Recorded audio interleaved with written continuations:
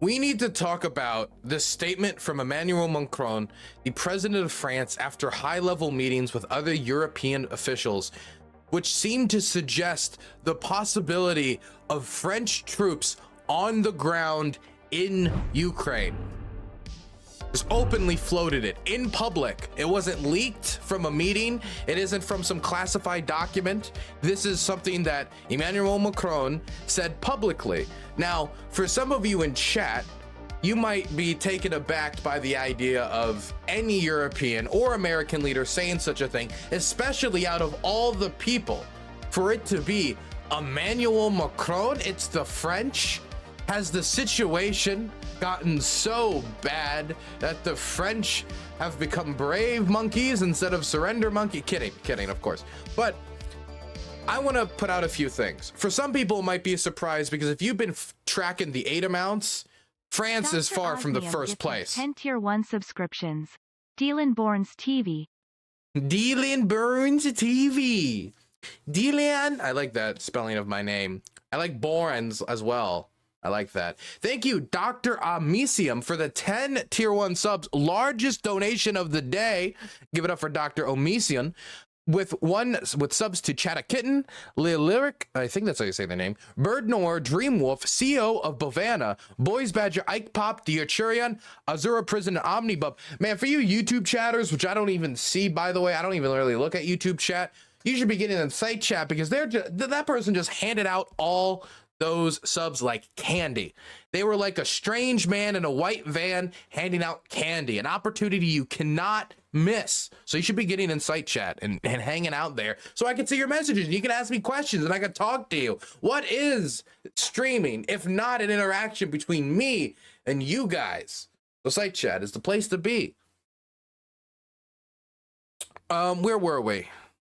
Oh, for some of you that have been following Ukrainian support, either using the Kiel Institute tracker, which I recommend as the #1 tracker for Ukraine aid, if you want to see what countries, what they're contributing, how it compares to other countries, and what percentage of their GDP they are contributing, because you cannot compare the Danish and American economies in the same way. That's how the Danes, even though they have not sent nearly as much military aid as the United States, as a percentage of GDP, they've actually sent quite a significant amount, literally the entirety of their artillery stockpiles. And so I think the Kiel Institute tracker is very good. It's also great because a lot of Americans use it and they don't know, oh my gosh, the Europeans have actually spent more on this. Not only have they spent more of this altogether when it comes to, you know, the total contributions they've made now and contributions into the future, so that includes multi-year commitments, but they've already sent over more money than us, sent over more resources than us as a totality. If you add the bilateral and multilateral aid, the EU aid and the bilateral aid from nation states like Germany, Norway, France. So I really recommend the Kiel Institute tracker. But in the Kiel Institute tracker, if you check countries as a percentage of aid, France, one second. If you check out France, their percentage is actually quite low. Where's the map? I think this is the map. Yeah, if you look here, there you can see as what countries are 0.75 or above, and you're in countries like Estonia, Latvia, Lithuania, Norway, Denmark. Then you got countries that are between like 45% and 75%, and you got countries like it looks like Poland and Germany. Then you got 15 to 25%, and that's where you got countries like Belgium. Norway is in the group with Germany, Poland, Netherlands. And then you have the French, which are near the bottom of the spectrum, with the Italians and the Spanish. And the Greeks, mind you, the Greeks as well.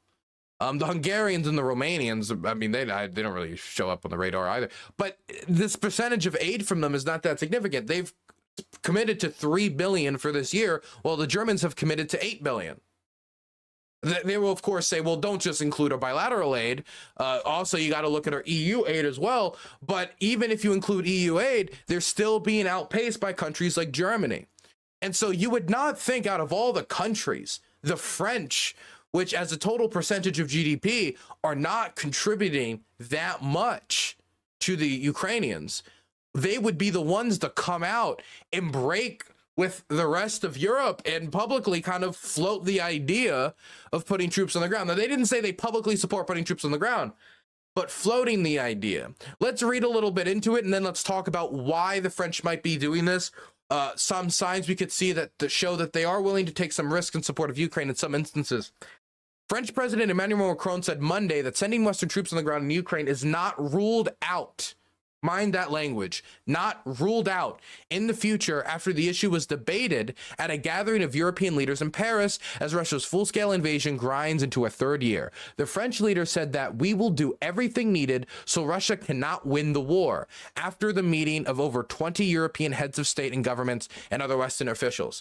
There's no consensus today to send in an official endorsed manner on troops on the ground, but in terms of dynamics, nothing can be ruled out. This isn't him saying he supports it. This isn't him saying that they're going to do it. This is him saying it's on the table. It was part of the debate.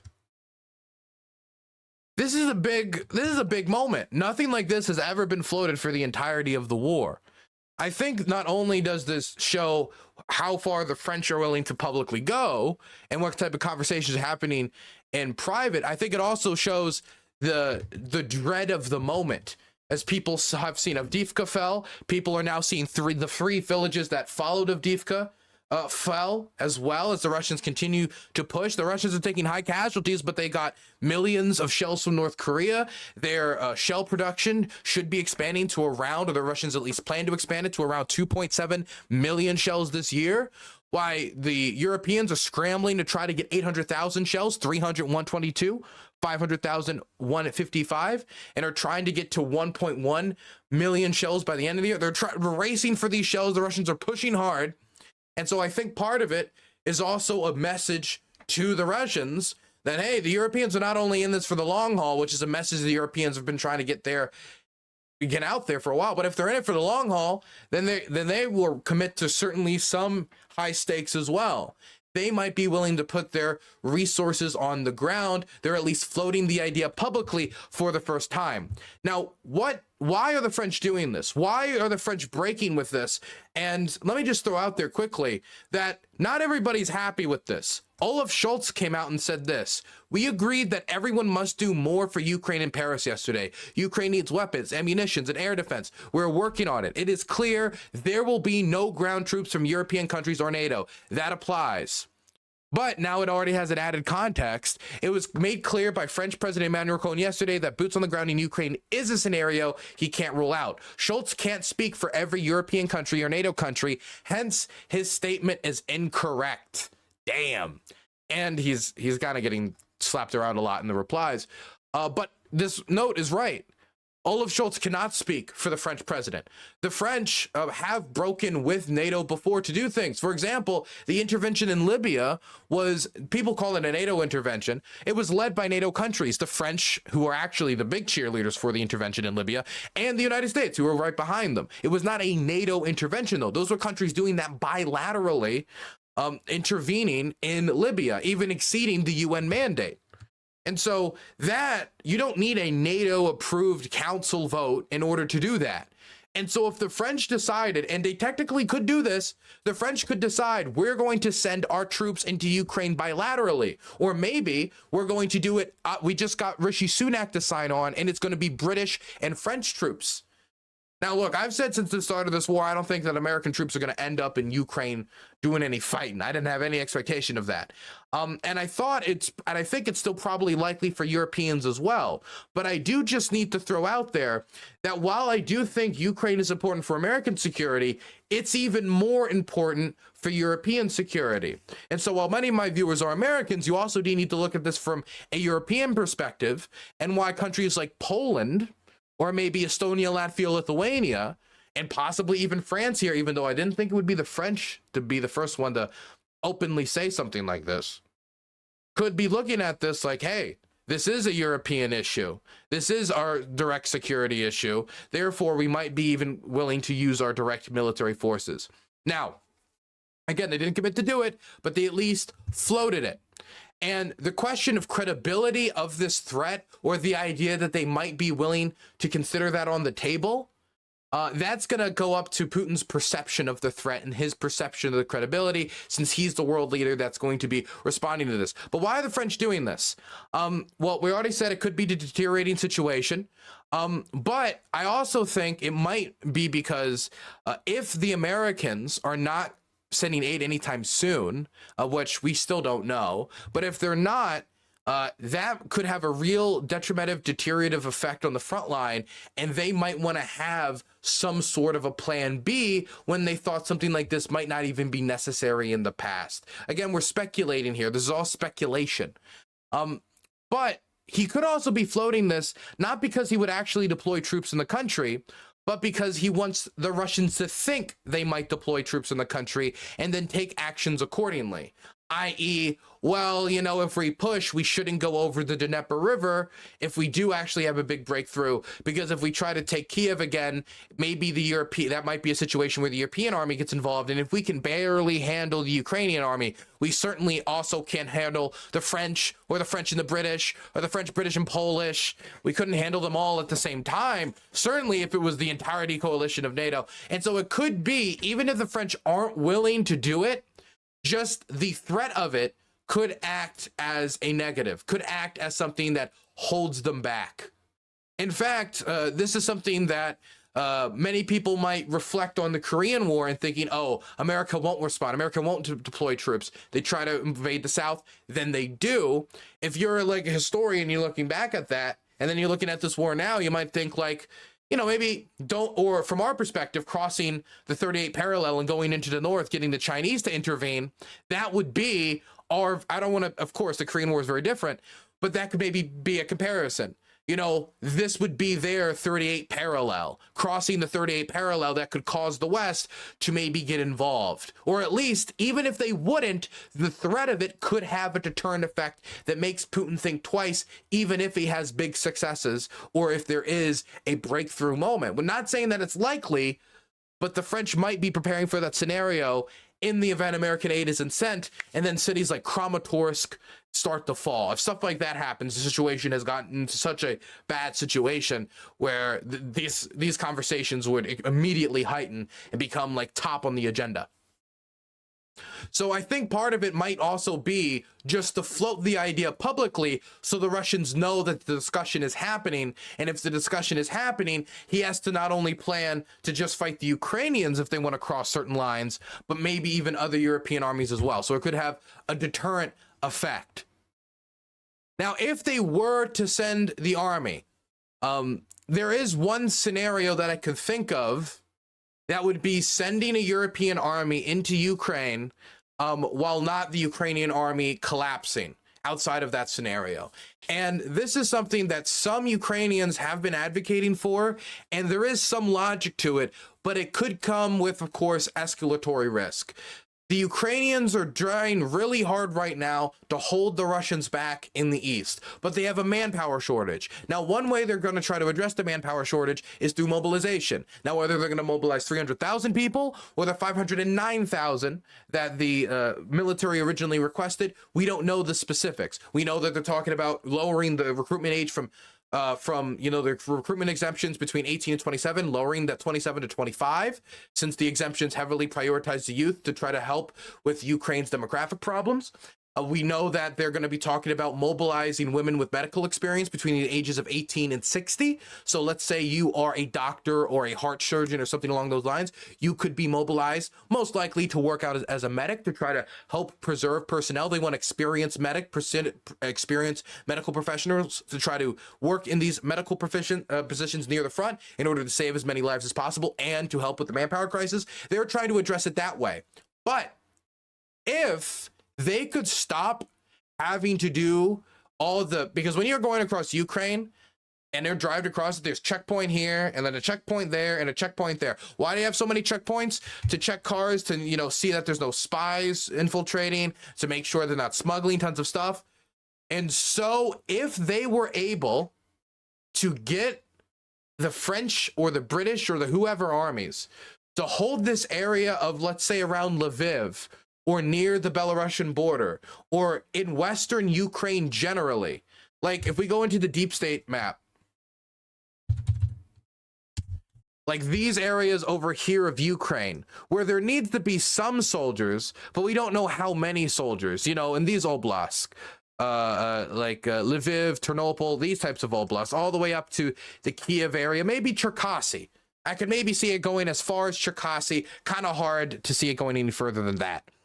But if you could fill those with Western soldiers, freeing up the checkpoints and the manpower, maybe even some of the police units to go and then defend areas in Kharkiv, defend areas in Lysychansk, but near, Donetsk or Zaporizhia or Kherson, that frees up manpower and helps the Ukrainians deal with manpower problems as the Russians continue to push on the front. That is the only other scenario that I could see where the troops get deployed outside of front line is collapsing and Europe is trying to say, here's the red line. We are not letting you conquer all of Ukraine. Those are the only two scenarios where I could see Europe doing it. And even in these scenarios, whether America gets involved is heavily questionable for the obvious political reasons that we're going through right now in the United States. Now, could this help the Ukrainians with the manpower problem? Absolutely. This would very much help the Ukrainians with the manpower problem. It would also further show European and EU dedication to Ukraine. So it could act as a further deterrence to the Russians. The Russians would have to think, oh man, we really are not gonna, these guys are with Ukraine. They're with Ukraine. But it also has the obvious risk of escalation. And as the Russians will almost certainly or probably continue to bomb locations in Western Ukraine, unless there's some ultimatum proposed, and who knows, then you have a standoff situation. They will probably almost certainly, or very likely to, continue to bomb ammo storage and all sorts of stuff in Western Ukraine, meaning there's a possibility of Western troops dying. And whether or not there is a political appetite in any European country to put French troops directly in harm's way, that doesn't mean that French people or other Americans or Westerners haven't been put in harm's way already, because many volunteers have gone over and put themselves in harm's way. But there might not be a political appetite for that. And I think definitely in the United States, there's not really a political appetite for that, even if we still support Ukraine. And there's probably not in many European countries. Maybe you could find some in like Estonia, Latvia, Lithuania, or Poland, maybe. Poland's more, I think, even a little bit more questionable. Maybe those countries, it could be somewhat more politically consumable, but it would also depend on the situation around the deployment and like how the situation changes on the front. So those are the only two scenarios I could see where they end up deploying troops. But most likely, this is just baby step conversations in the back, thinking about plan B, plan C. It's still an open question. It's still something that's being debated. And it always has the possibility, definitely with Olaf Scholz saying, wait, of being a type of posturing, literally just posturing. Of like, hey, you better back off because we could go far too. For example, the Russians all the time will just like randomly be like, nuke, just start beating their chest about nuclear weapons and stuff like that. We posture too. I mean, everybody remembers Obama's red line with the Syrians that never ended up manifesting, after it was crossed. So it could be a situation like that as well, which even if they end up, even if it ended up not turning into anything, it might not have the same negative effect because they didn't clearly put out a red line like was in the Obama scenario. So we don't know. I think odds are there's not going to be European troops deployed in Ukraine anytime soon anyway. Again, it's baby step conversations. And if there was, it would have to be on a bilateral basis and not on a coalition basis, because my God, the Germans aren't on board. Certainly the Hungarians aren't going to be on board. So it'd have to be something like the French-American intervention in Libya, but obviously accustomed to or changed or customized to the situation in Ukraine. But this is a major break with previous, at least publicly talked about what's on the table. This is a break in I would say a very surprising direction from Emmanuel Macron. I'm not saying it's impossible though, because I want to point out the fact that the French and the British are the only two that have sent long range and somewhat sizable amounts, even if the French have only sent 40 medium to long range weapons to the Ukrainians, what the Ukrainians are desperately asking for more of. And so it's not completely like the French have never broke with, you know, tradition or broke with the standard to go a little bit further, because they did, at least in that instance. But when it comes to totally dedicated aid, total aid commitments, they are still behind the rest.